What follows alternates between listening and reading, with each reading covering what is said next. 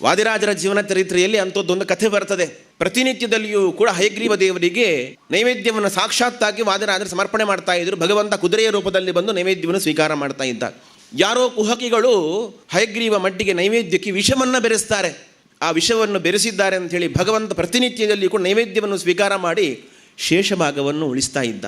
ಅಂದು ವಿಷ ಬೆರೆಸಿದ್ದಾರೆ ಅಂತೇಳಿ ಅಷ್ಟೂ ಹಯಗ್ರೀವ ನೈವೇದ್ಯವನ್ನು ಭಗವಂತನೇ ಉಂಡಿದ್ದಾನೆ. ನನ್ನ ಭಕ್ತನಿಗೆ ನಾನು ವಿಷವನ್ನು ಕೊಡಬಾರದು ಅಂಥೇಳಿ ಶೇಷವನ್ನು ಬಿಟ್ಟಿಲ್ಲ ಅಂತ ವಾದಿರಾಜರ ಜೀವನ ಚರಿತ್ರೆಯಲ್ಲಿ ನಾವೆಲ್ಲ ಕಥೆಯನ್ನು ಕೇಳ್ತೇವೆ. ಹೀಗೆ ಭಗವಂತ ಭಕ್ತಿಗೆ ಅನುಗ್ರಹ ಮಾಡ್ತಾನೆ. ಈ ಪುರಂದರದಾಸರಿಗೂ ಕೂಡ ವಿಠ್ಠಲ ಅನುಗ್ರಹ ಮಾಡಿದ್ದು ಅವರ ಭಕ್ತಿಗೆ, ಅವರ ಶುದ್ಧವಾದ ಭಕ್ತಿಗೆ. ಜಗತ್ತಿಗೆ ತಮ್ಮ ಸಾಹಿತ್ಯಗಳ ಮೂಲಕ ಒಂದು ದೊಡ್ಡ ಸಂದೇಶವನ್ನೇ ಕೊಟ್ಟರು. ಅದು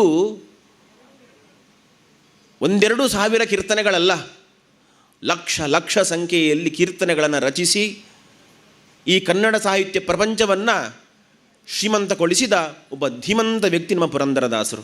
ಇವತ್ತು ಪುರಂದರದಾಸರನ್ನು ಕೇವಲ ಮಾಧ್ವರು ಮಾತ್ರ ನೆನಪಿಸಿಕೊಳ್ಳುವುದಲ್ಲ, ಸಮಗ್ರವಾದಂತಹ ಸಾಧಕ ಪ್ರಪಂಚ.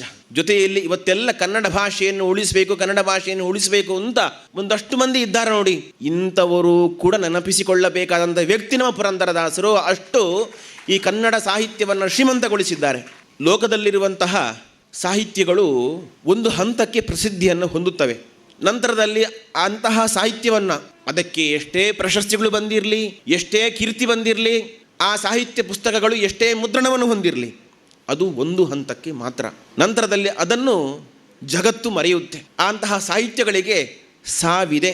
ಆದರೆ ಪುರಂದರದಾಸರೇ ಮೊದಲಾದಂತಹ ಎಲ್ಲ ಹರಿದಾಸರು ಕೊಟ್ಟಂತಹ ಸಾವಿರ ಎಲ್ಲ ಕೀರ್ತನೆಗಳು ಸಾವಿರದ ಕೀರ್ತನೆಗಳು. ಅದು ಇಂದಿಗೂ ಕೂಡ ನಿತ್ಯ ನೂತನವಾಗಿದೆ. ಅದು ಆ ಕೀರ್ತನೆಗಳನ್ನು ಹಾಡಿದಷ್ಟು ಇನ್ನಷ್ಟು ಹಾಡಬೇಕು, ಇನ್ನಷ್ಟು ಕೇಳಬೇಕು, ಇನ್ನಷ್ಟು ಚಿಂತನೆ ಮಾಡಬೇಕು ಹೇಳುವಂತಹ ಭಕ್ತಿ ಸಾಹಿತ್ಯವನ್ನು ತುಂಬಿಸಿಕೊಟ್ಟವರು ನಮ್ಮ ಪುರಂದರದಾಸರು.